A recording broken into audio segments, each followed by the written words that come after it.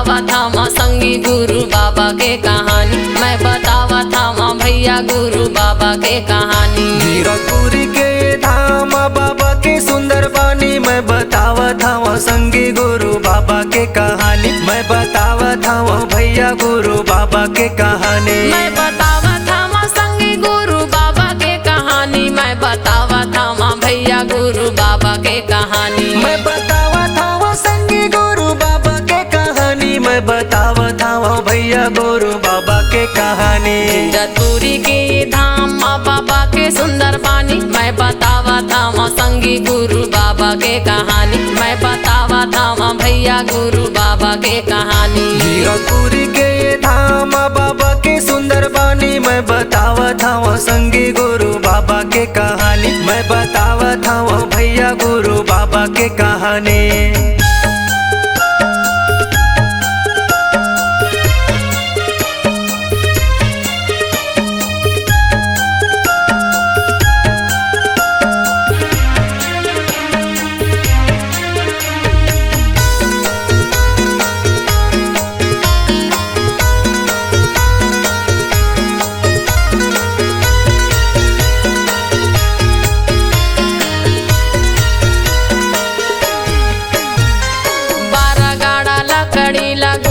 सकेले है औरा धौरा तरीम बाबा धुनीला रमाये है।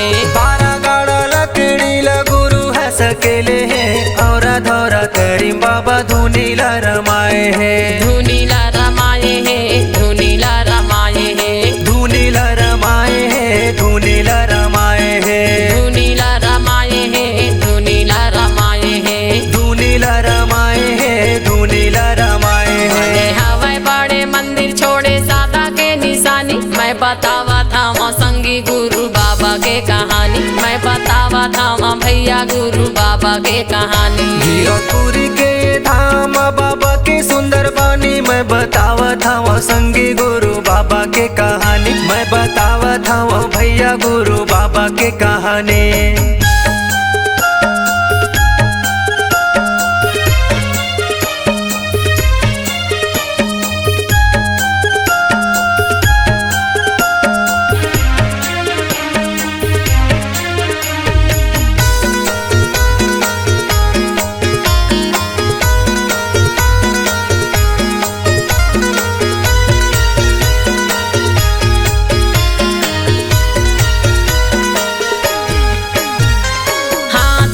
मंडल धरे बाबा रे गए बने माँ, सत्य नाम बोला अपन मन माँ। हाथ में कमंडल धरे बाबा रे गए बने माँ, सत्य नाम बोले अपन मन माँ। बोला अपन मन माँ, बोला अपन मन माँ, बोले अपन मन माँ, बोले अपन मन माँ, बोला अपन मन माँ, बोला अपन मन माँ, बोले अपन मन माँ, बोले अपन मन माँ।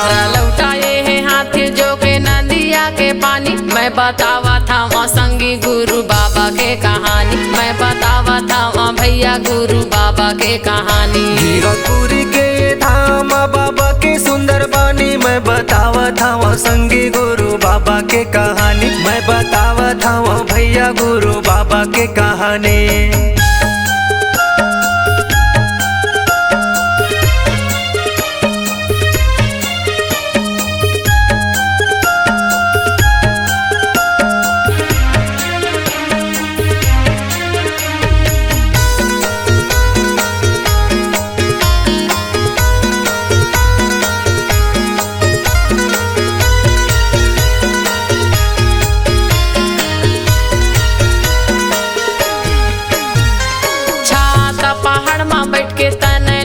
पाए है कठिन तपस्या करके सत्य नाम पाए है। छाता पहाड़ में बैठ के तने लता पाए है, कठिन तपस्या करके सत्य नाम पाए है। सत्य नाम पाए है, सत्य नाम पाए है, सत्य नाम पाए है, सत्य नाम पाए है, सत्य नाम पाए है, सत्य नाम पाए है, सत्य नाम पाए है, सत्य नाम पाए है। 5 कुंड के धारी मीठा है निर्मल पानी, मैं बतावा था वहाँ संगी गुरु बाबा के कहानी, मैं बतावा था वहाँ भैया गुरु बाबा के कहानी। जीरकपुरी के धाम बाबा के सुंदर बानी मैं बतावत हूँ संगी गुरु बाबा के कहानी मैं बतावत हूँ भैया गुरु बाबा के कहानी मैं बतावत हूँ संगी गुरु बाबा के कहानी मैं बतावत हूँ भैया गुरु बाबा के कहानी मैं बतावत हूँ संगी गुरु बाबा के कहानी मैं बतावत हूँ भैया गुरु बाबा के कहानी